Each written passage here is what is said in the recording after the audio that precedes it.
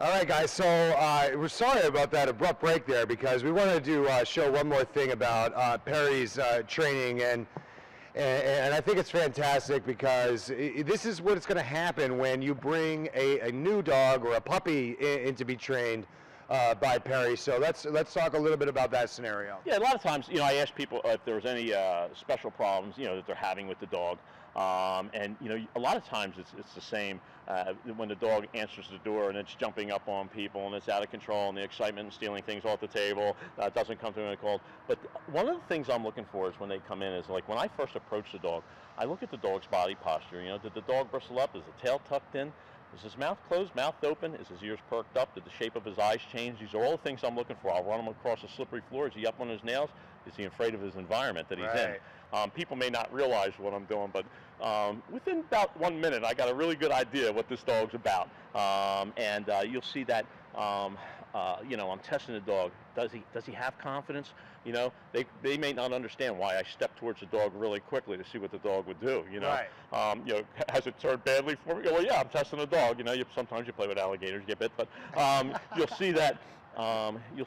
I'm doing all these things, and I had a lady a couple weeks ago. She says, "Are you going to evaluate my dog?" I said, "Oh, I did. Matter of fact, these are his issues that I could see that the normal eye may not catch, but after decades of training dogs, I see what it is exactly. Yeah, that's fantastic. And she didn't even realize that you had done the complete evaluation. And I had her, walk around, stuff like that, and she, didn't quite understand it. And I told her everything that I saw.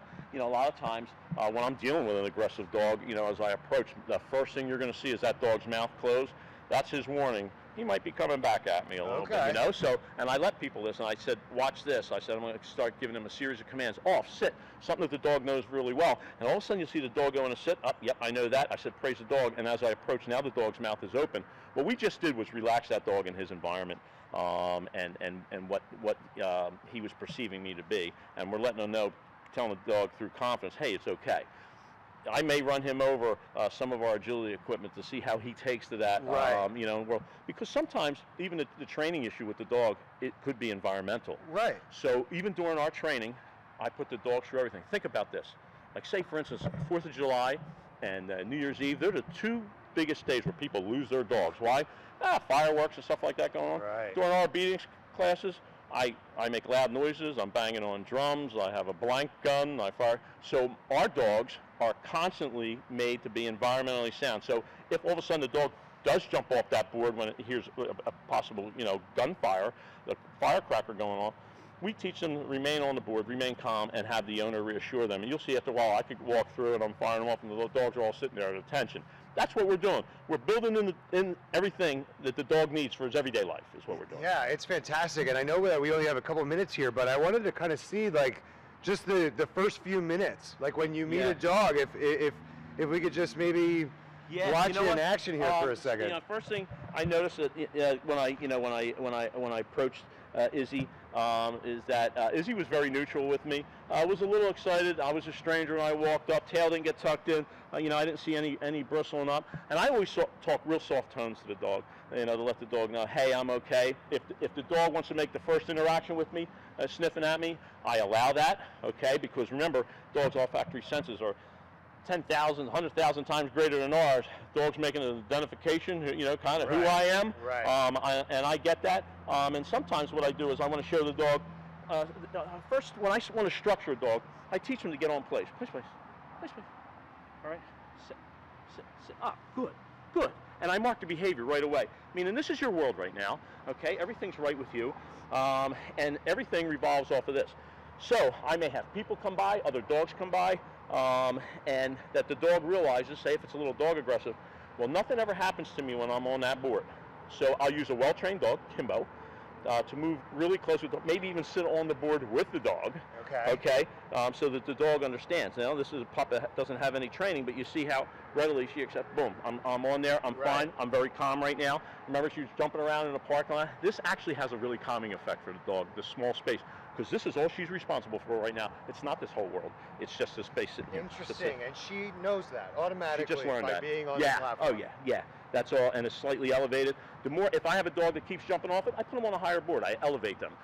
If the dog has confidence issues around other dogs, I elevate them in the air so they're looking down at the dog. Yeah. And then I slowly lower them back to the ground. Dogs learn in small blocks, so they're the things you have to look for when you're training the dog. It's so fascinating and it's so impressive. And look, folks, you just need to get out to absolute control dog training if you want your dog to be able to react. And look, this was 1 minute's worth of training, and how calm he is. It really is. It's amazing. And not only do they have the best trainer in the region, they have the best facility in the region for that trainer to be able to work with a great team. And you know, that's the one thing I didn't mention today that I want to make sure that I get before you guys get out of here is that the team that you put together over there is just fantastic. Yeah, believe it or not, I have trainers from the Air Force, military background, police background, civilian background, AKC, medical backgrounds, and everybody comes from diverse lifestyle. But guess what? It's fantastic. Yeah, and you've turned into a family, and you bring your dogs there. You become part of the family, and they are very community oriented. And look, it's very easy, folks. SouthJerseyDogTraining.com. Go check them out. They're right in Medford, and they're the best obedience. Do you like to be called an obedience school? You're so much more than that. We're much more than that. It's about obedience. It's about environmental. It's about agility. First aid, CPR for your dog, nutrition, everything you need to know. We're on it, and because we love it, that's what we do. That's it. Yeah. Thank you again, Perry. I really appreciate you guys coming in. Brian, thank you. Appreciate it. And we're going to take a quick break here on Morning Coffee, folks, but don't go anywhere because we're going to be right back on the Radio Vision Network. Good job. When it's time for Jersey Mike's to make a really great sub, this is what we do. It's what we've been doing. It's what we've always done.